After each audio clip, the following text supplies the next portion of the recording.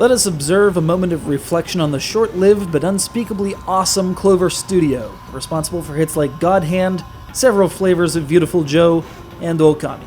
Unfortunately, they were in the habit of making what we in the business call critics' darlings, and that's a shame.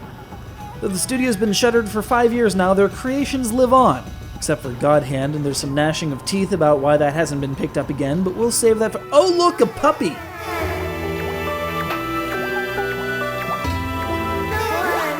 That adorable little scamp is the son of the star of Okami, Amaterasu, viz. That wolf who showed up in Marvel vs. Capcom 3. The resemblance is striking, don't you think? Anyway, 9 months have passed, and despite an impressive PR campaign by the half-teaspoon-sized Isun, faith in the savior of the world is wavering. Man, you thought that Ghostbusters had it bad. It took 5 years for them to get thrown under the bus. Anyway, evil rears its ugly head again, and I'm sorry, he's just too bleeding cute. Who's a good little progeny of the incarnation of the sun goddess? You are!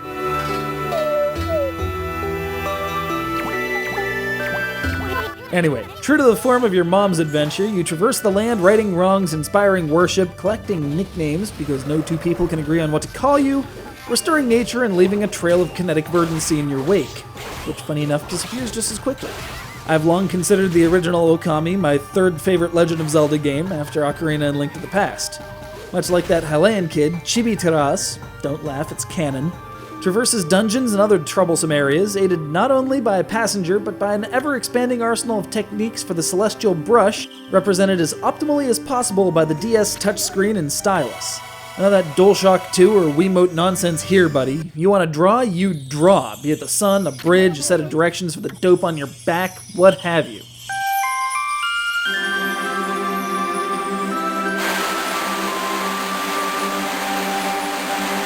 Mind the DS isn't going to be pushing the hardware power of the Wii or PS2, so certain cuts had to be made. Polygon counts are lower, battlefields no longer transition seamlessly from the overworld map. Aw, but would you look at that face? So what if the tech aspect isn't as powerful? It's certainly worth it just for the optimized brush input. The sumi-e watercolor style turns every screen, whether a battle, a town, a seaside, anything, into a piece of art. This more so than the gameplay is what set Okami apart, and while it's a little rough around the edges given the lower resolution DS, it's still a beautiful, beautiful game.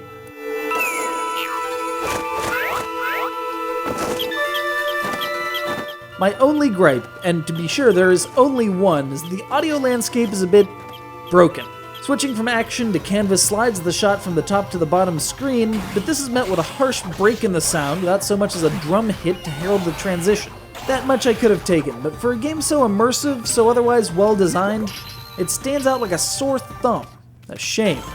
Oh well, every dog takes a crap on the sofa at one point or another. There's only two things you can do about it.